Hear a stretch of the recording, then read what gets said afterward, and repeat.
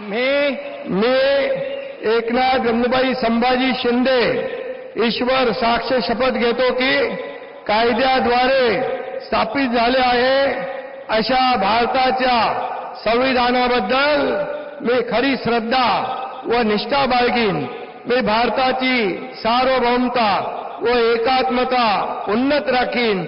मी महाराष्ट्र राज्याचा उपमुख्यमंत्री म्हणून माझी कामे निष्ठापूर्वक व सत्सद विवेक बुद्धीने पार पाडीन आणि संविधान व कायदा यानुसार सर्व तऱ्हेच्या लोकांना मी निर्भयपणे व निष्पक्षपातीपणे तसेच कोणाच्याही विषयी ममत्वभाव किंवा आकस न बाळगता न्याय्य वागणूक देईन.